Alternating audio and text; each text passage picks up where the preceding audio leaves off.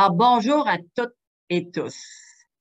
On va passer un beau moment ensemble. Alors, vous allez voir, c'est varié ce qu'on va parler aujourd'hui et ça va vous donner une belle approche de ce qu'est la conciliation travail, famille, proche aidant. Alors, on débute tout de suite. Le plan de l'exposé, puis on va parler entre nous, là. J'ai fait beaucoup de recherches et puis j'ai essayé de rendre ça intéressant. La conciliation travail-famille, encore toujours un défi. C'est vrai, puis je vais vous dire pourquoi. Les proches aidants, Québec en avant-plan. Je vais vous rappeler tout ce que le Québec a fait pour les proches aidants. C'est toujours utile d'avoir un petit peu d'informations là-dessus. Portrait des proches aidants et de sa relation au travail, c'est intéressant. Les lois qui s'appliquent au travail, c'est important. Des fois, on pense toujours seulement à la loi sur les normes, mais il y en a d'autres.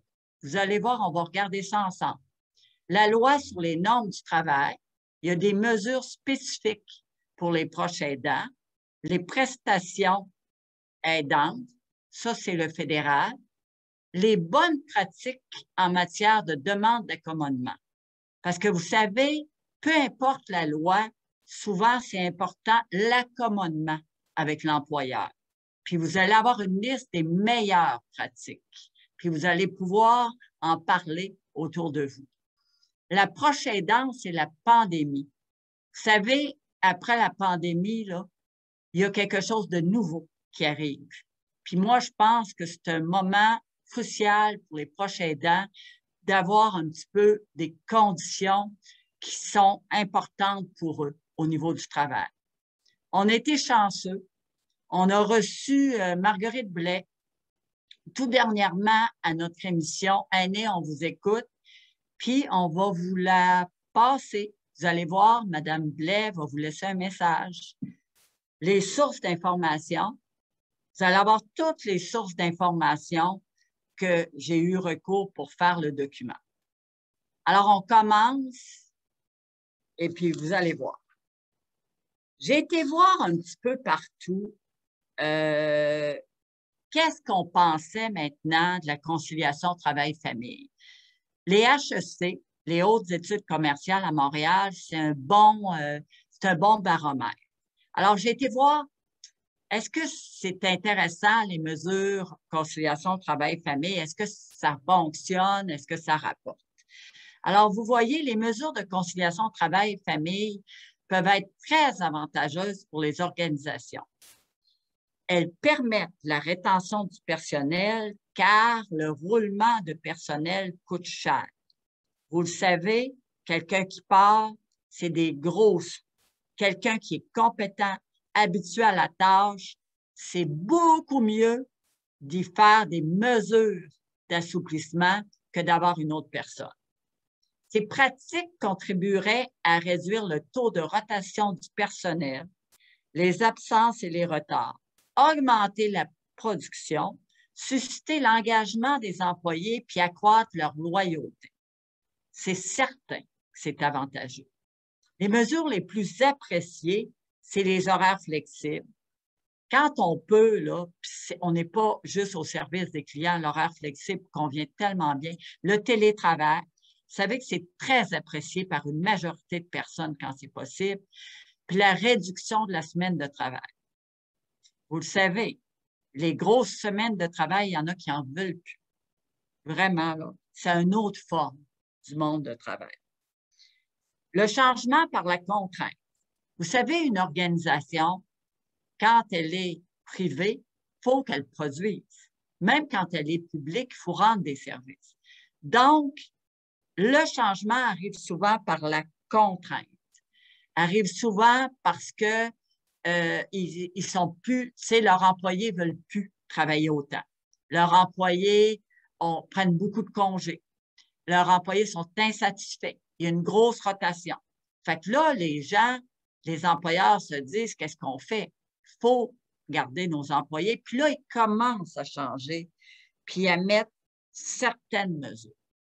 Puis il y a même des entreprises qui sont un petit peu avant les autres, qui ont décidé d'être performants puis de mettre beaucoup de mesures. Parce que, je ne sais pas si vous l'avez vu tout dernièrement, mais dans le Bas-Saint-Laurent, il y a une entreprise qui a dit, nous, là, les gens sont importants, leur famille. On va essayer de leur donner une qualité de vie, puis on va faire avec. Alors, ça, c'est champion de nos jours, avec tout ce qui peut se passer. On continue. Ça, j'ai voulu vous faire un rappel. Parce qu'au Québec, on est les meilleurs du Canada, puis de beaucoup d'endroits, on ne s'en souvient pas. Puis je vous dis, la Semaine nationale des proches aidants, c'est en 2003 que c'est parti. C'est la première semaine de novembre. Puis vous savez, juste avec l'histoire, se rappeler que les proches, qu'il y a des personnes vulnérables, puis qu'il y a des gens pour leur aider, puis que les gens qui leur aident, c'est des humains, puis il faut leur faire attention. Bien, ça a été le début en 2003 de l'annonce, clairement. En 2008, je vous amène dans le temps, il y a eu un gros rapport de consultation sur les conditions de vie des aînés qui a permis toutes les politiques et puis les plans d'action. Puis là-dedans, on retrouve des gens qui ont dit « On est préoccupé par le soutien des personnes les plus vulnérables et de leurs proches. » 2008, là, ça date, hein? Mais on est retourné dans le temps à dessein. 2009, la loi instituant le Fonds de soutien aux proches aidants les appuie. Souvenez-vous, en 2009, le gouvernement, avec la Fondation Chaillon, mettait en place les appuis pour donner des subventions à des organisations qui rendaient des services aux proches aidants partout à travers le Québec. Ça, c'était une grande chose. On a beau dire, il y a peut-être quelque chose qui était moins bon, mais c'était le début d'un financement puis d'une aide directe, là, en argent puis en service. Fait que c'est bon. En 2020, mais il n'y avait pas de loi. Il n'y avait pas de loi spécifique qui reconnaissait légalement les proches aidants. C'est bien beau parler des proches aidants, mais il n'y avait pas de législation. En 2020, il y a eu la première législation. Et ça date. 2003, on est rendu en 2020. La loi visant à reconnaître et soutenir les personnes proches aidantes et modifiant diverses propositions législatives. Ça visait avant tout à faire reconnaître le proche aidant, avoir une définition élargie, parler qu'il y aurait une politique nationale pour les proches aidants et éventuellement poursuivre la politique, un plan d'action. 2021, politique nationale pour les proches aidants. C'est important, mais là, je veux vous rappeler une seule chose de ça parce que c'est dans notre créneau. On parlait qu'il fallait un environnement, souvenez-vous-en, là, parce que il va falloir qu'on mise là-dessus, un environnement conciliant pour éviter la précarité financière des proches aidants. C'est pas rien, là, la proche aidance, hein? C'est toute une question de vie. Alors, portrait des proches aidants, tout acabit. On parle de tous les groupes d'âge qui aident. Je suis allée vous chercher ça. Ça date un peu, mais c'est les seules données que j'avais. Institut de la statistique du Québec, coup d'œil démographique. On parle par groupe d'âge que 15 à 44 ans, il y a 16,6 % d'hommes qui sont proches aidants et 24,7 % de femmes. C'est quand même quelque chose. 45 à 64 ans, 29,9 % et 39 d'hommes et 39,7 % de femmes. Il y a toujours un peu plus de femmes. 65 ans et plus, c'est presque égal. On dirait qu'on s'en vient vers l'égalité. 17,4 % pour les hommes, 18,1 % pour les femmes au niveau de la proche aidance. Alors là, j'ai été voir aussi qu'est-ce qui se passait au niveau de la proche aidance pour voir est-ce que ça marche bien, les pratiques, tout ça. On dit, et ça c'est d'actualité, les pratiques en entreprise, spécifiquement pour les proches aidantes, sont limitées. Rappelez-vous, juste un petit tour en arrière pour dire que les premières pratiques en emploi, c'était pour la famille proche. Travail, famille. Travail, enfant. Travail, conjoint. Mais on ne parlait pas plus de proches aidants comme tel. On parlait beaucoup d'enfants. C'était vraiment ça dans les conventions collectives. Pour voir, là, prenez des plus vieilles conventions collectives, vous allez voir, on parle de clauses pour les proches aidants, pas pour les proches aidants, pour la conciliation travail-famille avec enfants. La situation du proche aidant n'est souvent connue des employeurs que lorsque la personne n'arrive plus à répondre à ses obligations personnelles et ou professionnelles. Souvent, les gens en parlent pas. Ils disent pas un mot. Ils continuent de travailler, mais ils manquent. Ils sont épuisés. Ils font le même, ils essaient d'avoir des conditions, mais ils parlent de rien. Puis là, ils arrivent à l'épuisement. Vous le savez très bien, un proche aidant, souvent, devient épuisé quand il n'y a pas des conditions aidantes. La majorité des employeurs répondent aux besoins des employés au cas par cas, oui, en misant souvent sur des horaires variables et sur la technologie, le télétravail. Regardez, moi, je vous parle de la région de la Capitale-Nationale, je vous parle maintenant de la Ville de Québec. Il y avait des gros blocs de compagnies d'assurance. Il y avait le complexe G au gouvernement du Québec. C'était plein à craquer. J'ai travaillé au gouvernement du Québec. Maintenant, vous passez vide, même les grosses entreprises. Le monde du travail a changé. Véritablement, c'est toute une autre chose grâce à la technologie. Alors, on continue. Les lois qui s'appliquent au monde du travail. Il y a la CNESST qui veille à l'application de la loi sur les normes du travail et aussi d'autres choses, tout l'encadrement du monde du travail pour les gens qui sont syndiqués. C'est quand même une bonne quantité. Il y a le Code du travail, les conventions collectives. Le Code du travail, il régule le monde syndiqué. C'est important. La loi santé et la sécurité au travail.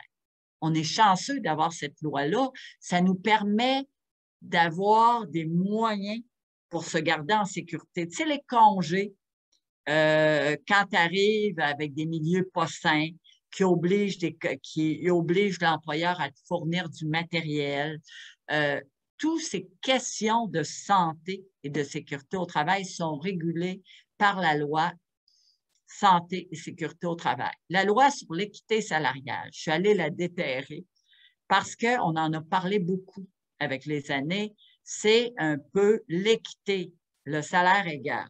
On n'est pas tout arrivé là, mais salaire égal entre hommes et femmes pour un travail similaire. Le Code civil, le devoir de loyauté d'un employé envers son entreprise. J'ai voulu le mettre parce que c'est important.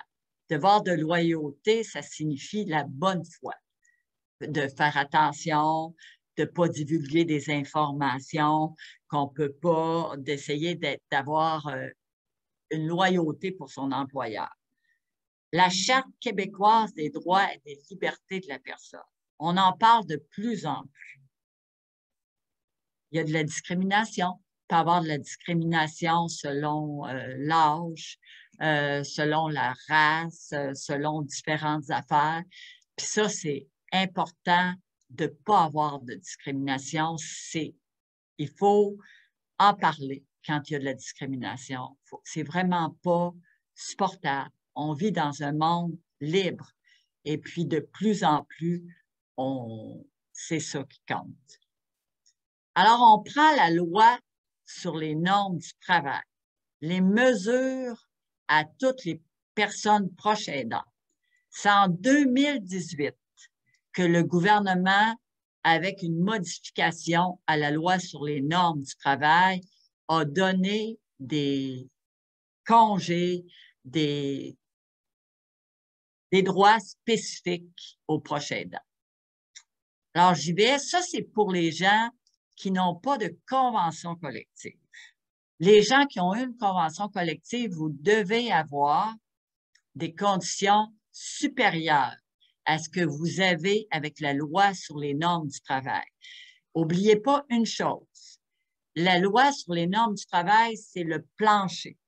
C'est ça qui donne, c'est le plancher, ça veut dire que vous ne pouvez pas avoir moins que ça dans une entreprise. Ils sont obligés de suivre la loi sur les normes, mais ils peuvent donner plus. Là. Je ne veux pas dire qu'ils ne donneront pas plus. Souvent, ils donnent plus parce que c'est quand même peu ce qu'il y a dans la loi sur les normes.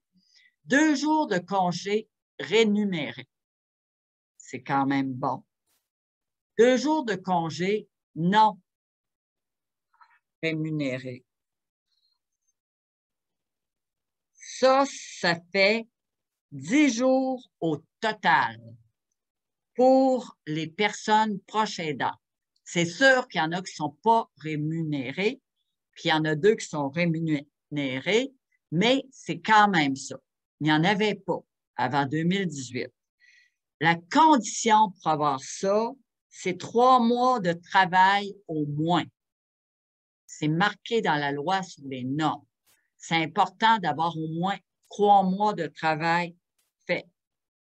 Absence sans salaire jusqu'à 16 semaines pour un proche aidant qui s'occupe d'un adulte gravement malade ou blessé, 35 semaines pour un enfant, un adulte qui s'occupe d'un enfant, absence sans salaire jusqu'à 27 semaines pour un adulte en fin de vie, très important la fin de vie aussi.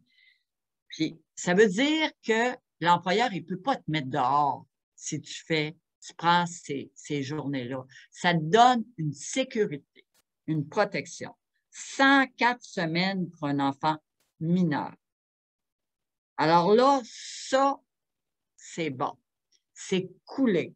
Ça signifie que tu ne peux pas te faire mettre dehors, avoir une rétrogradation de fonction parce que tu utilises ces droits-là.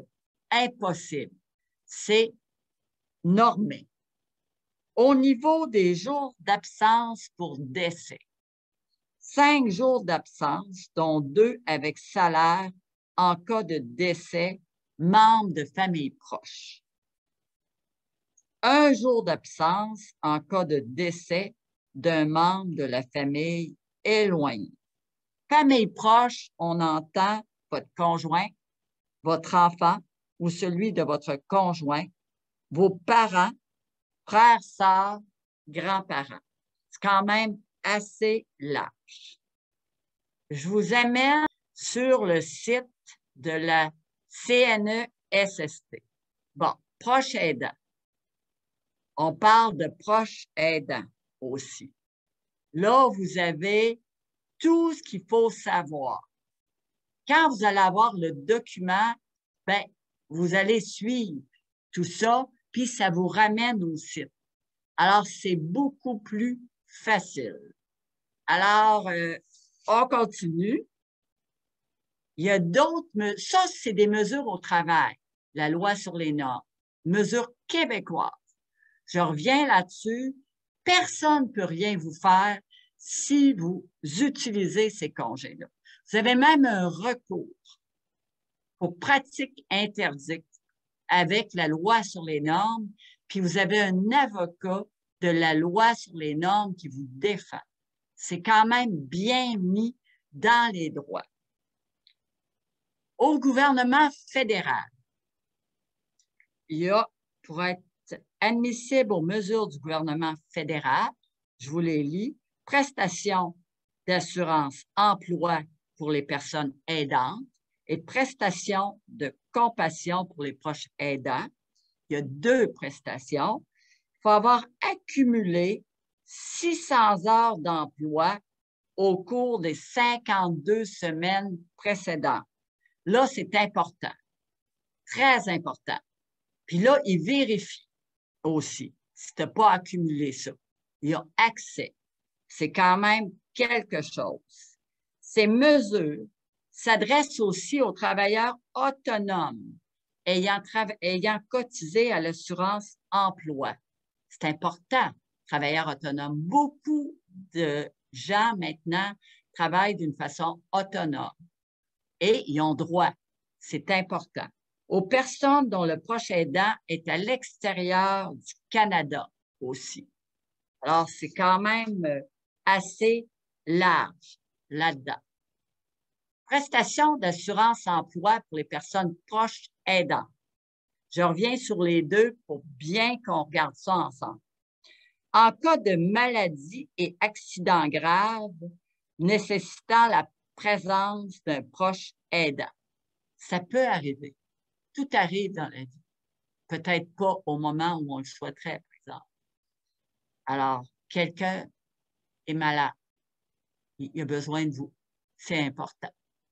Alors, on a, avec cette prestation-là, 55 du salaire jusqu'à, il y a un petit plancher, 573 $ par semaine.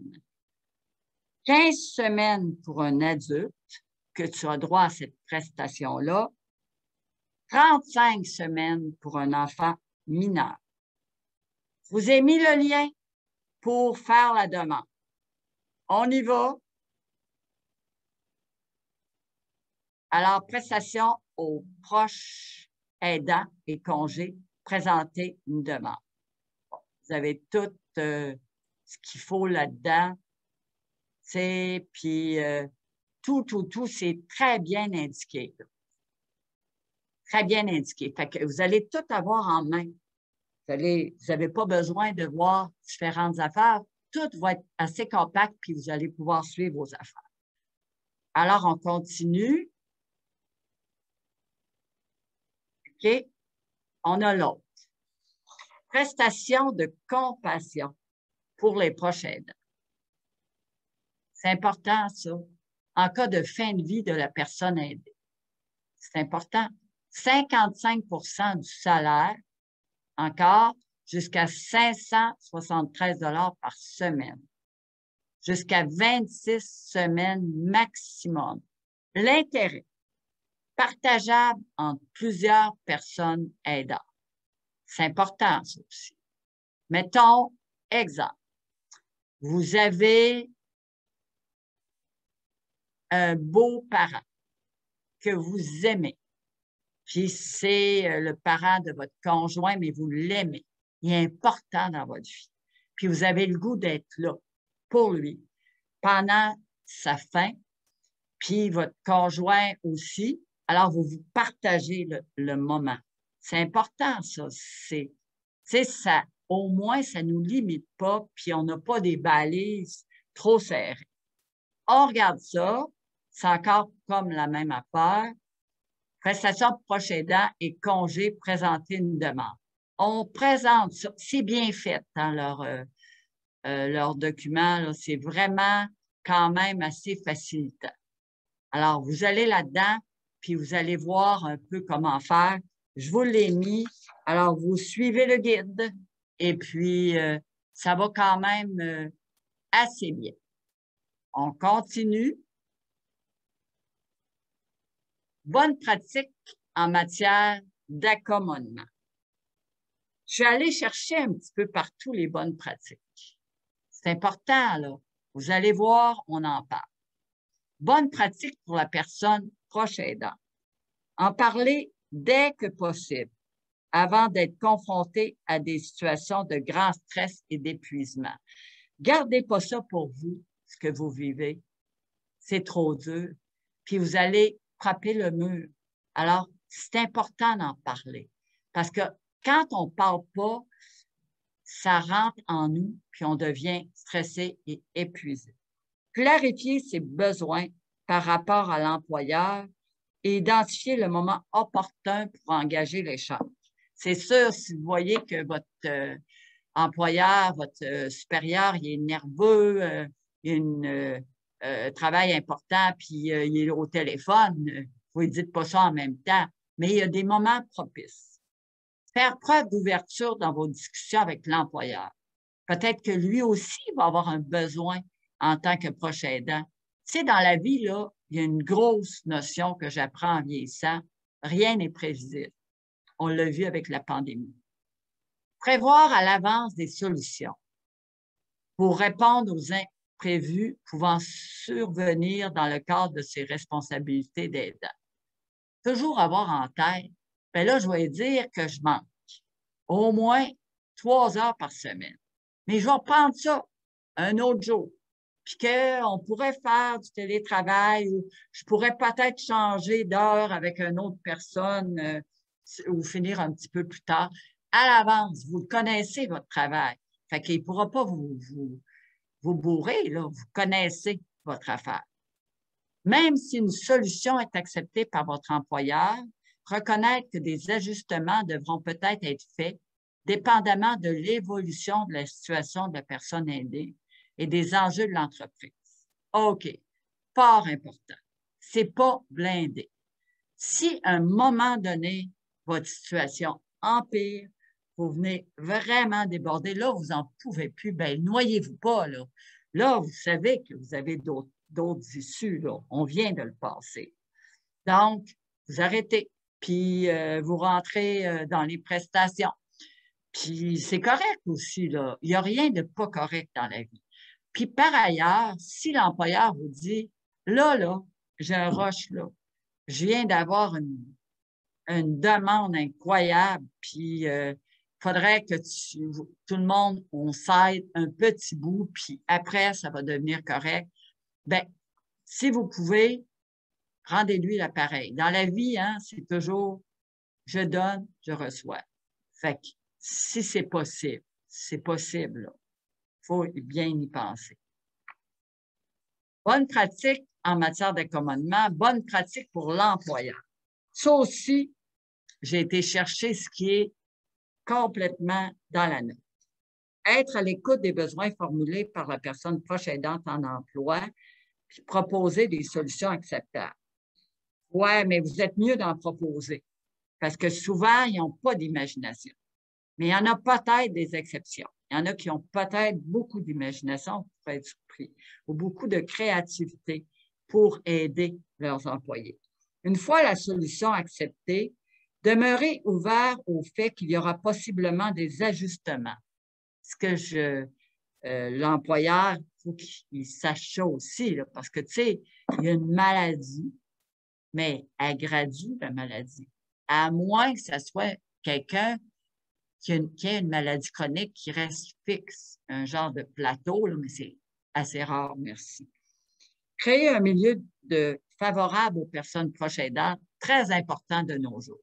Savez-vous qu'avec le vieillissement de la population, là, ils ne pourront pas faire autrement que faire attention. Puis avec tout le système de santé qui est difficile, il y a beaucoup de monde, puis il y a beaucoup de besoins, puis la société change, mute, et il va falloir que tout le monde mute, là, transformer les choses. Transmettre des informations claires aux gestionnaires et à l'ensemble du personnel sur les mesures d'accommodement existantes. Il y a toujours des gens partout dans le monde qui sont innovateurs, puis il y en a d'autres des conservateurs. Partout. C'est impossible qu'il y ait juste une race. Bien, il faut que l'employeur informe autant la personne qui est plus conservatrice, habituée à faire ses affaires, que la personne qui, ça va bien. Fait que faut qu'il y ait un ajustement. Sensibiliser et former les gestionnaires pour créer un environnement propice au soutien. Très important, il y a un paquet d'informations, un paquet de formations, de sensibilisation Il y a beaucoup de choses qui vont dans ce sens-là, puis les employeurs n'ont pas le choix. Alors là, moi, j'ai été voir certaines choses au niveau de la pandémie. Parce que vous savez, on a tous heurté de plein front une pandémie qui a manqué de nous avoir à l'usure. Hein? Alors, j'ai été voir les mémoires qui ont été écrits, puis j'ai ressorti celui qui nous rejoint le plus dans le moment. Je ne sais pas si vous connaissez l'Association médicale canadienne. Eux autres, ils sont extrêmement pertinents dans tout ce qu'ils disent au niveau des soins de santé. Et ils ont fait un mémoire, ça on pourra, ici à la QDR, vous l'envoyer là, si vous voulez. Des leçons de la crise pandémique pour améliorer le système de soins de santé du Québec. C'est formé de beaucoup de médecins, mais pas juste des médecins, des médecins, vous savez, mais aussi des médecins qui se sont unis en médecins pour la santé publique.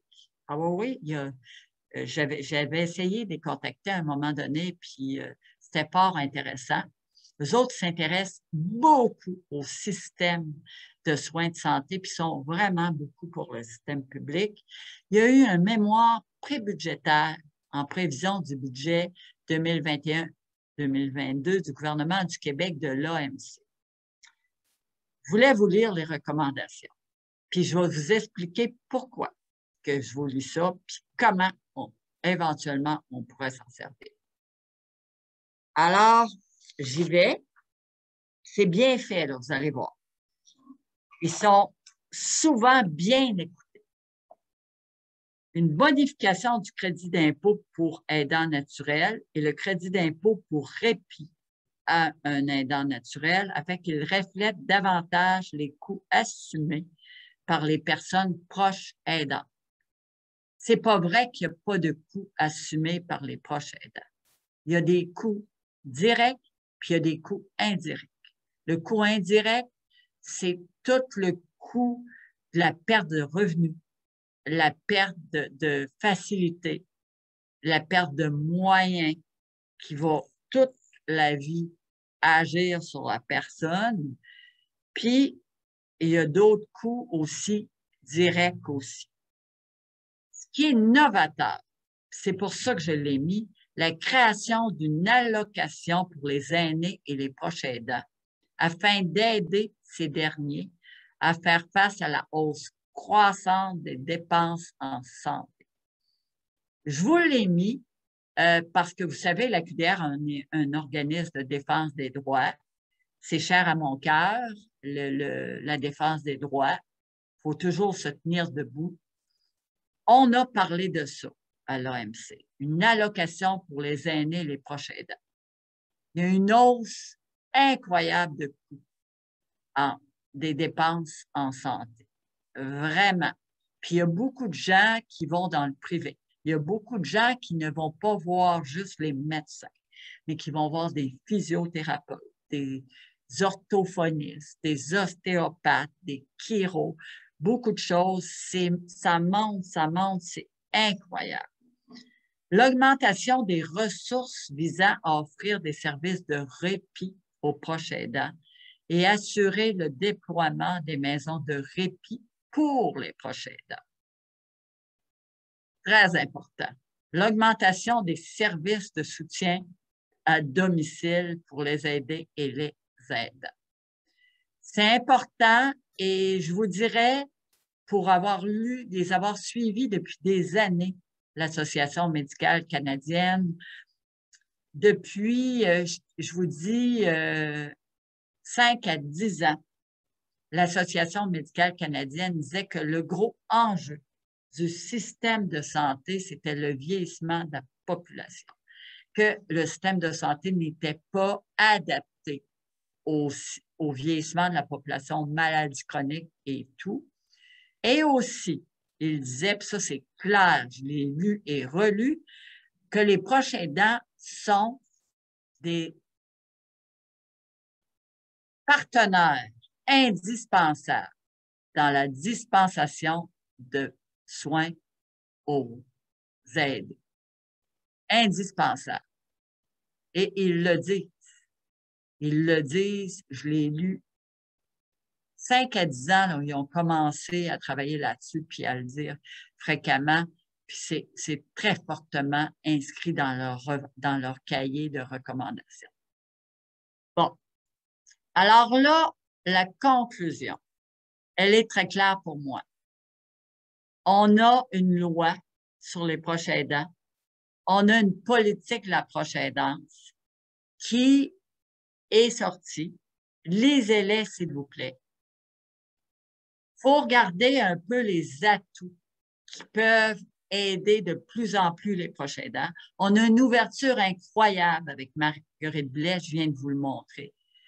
Ça serait important qu'on regarde parce qu'elle va se déployer cette politique-là. Ça vise à reconnaître les proches aidants, même au niveau du marché du travail, au niveau des allocations possibles. Alors, regardez tout ça. Parlez-en.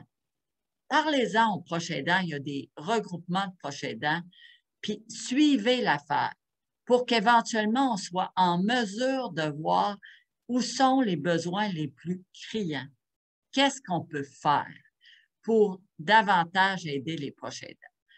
Moi, je vous le dis, je continue dans la capitale nationale. On va travailler fort pour voir c'est quoi les besoins des proches aidants, puis qu'est-ce qui pourrait être repris et ajouté dans la politique pour améliorer le sort des proches aidants, parce qu'on a une loi maintenant et une politique pour les proches aidants. Ça, je veux que vous vous en rappeliez. Deuxième chose, les conditions de travail. C'est important, vous l'avez vu, c'est quoi vos droits. Mais je vous dis personnellement que les entreprises n'ont aucun intérêt à vous perdre, à perdre des employés. Le milieu est difficile. La pandémie a été vraiment dure. Les employeurs cherchent des employés, beaucoup. Ils sont conscients de la situation, puis ça leur fait tomber des murs, la pandémie. Le horaire flexible, il va en avoir de plus en plus. Tu sais, les grosses entreprises toutes bétonnées, ils sont débétonnés. Vous pouvez vous arranger pour travailler moitié, quand vous n'êtes pas directement avec le client, moitié télétravail, puis moitié en présence. Il y a plein d'accommodements possibles. Oubliez-le jamais. Il y a un changement majeur. Ça a été difficile, la pandémie, mais pour le monde du travail, ça l'a enlevé du béton. Ça là, on va être obligé de revoir les structures, les façons de faire. Donc, ça va vous donner, nous, des outils supplémentaires pour changer les choses. Puis ça, n'oubliez jamais ça. Vous allez avoir la présentation, puis regardez, puis vous allez voir qu'est-ce qu'on peut faire. Je vous ai mis toutes mes sources d'information. Je vous dis, ma source d'information favorite. Favorite, c'est Éducalois. Super génial. Facile à comprendre. La loi est vulgarisée.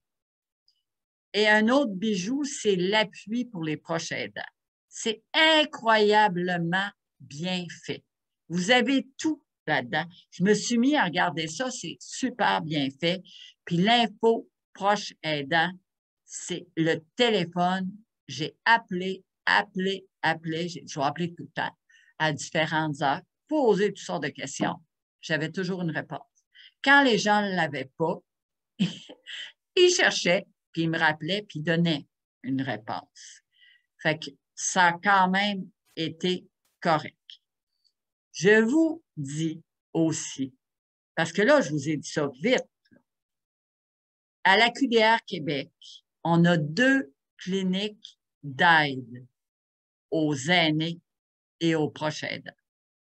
La première clinique, c'est de l'aide juridique. C'est 2 bachelières en droit qui ont terminé leur année d'université, qui sont super bonnes, qui répondent, qui donnent de l'information juridique.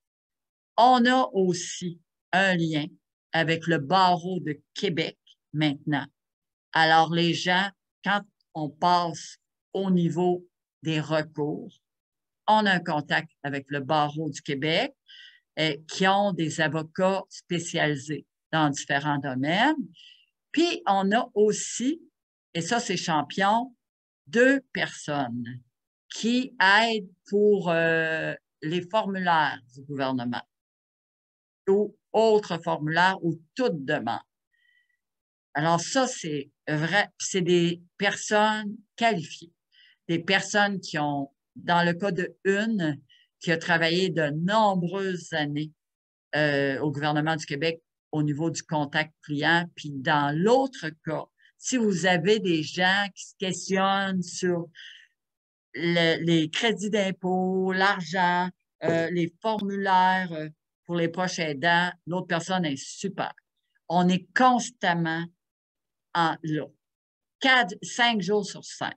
Vous avez le numéro de téléphone. On a aussi des travailleurs de milieu dans 2 secteurs de la Ville de Québec. Sainte-Foy, Sillery-Cap-Rouge, qui est un gros secteur, et la Haute-Ville de Québec. Alors, si vous avez des questions supplémentaires, on vous répondra tout le temps. Puis, en fin de présentation, je suis prête à prendre les questions.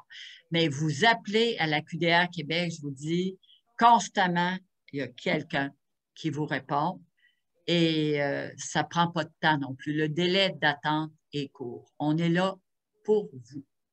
Alors, merci beaucoup.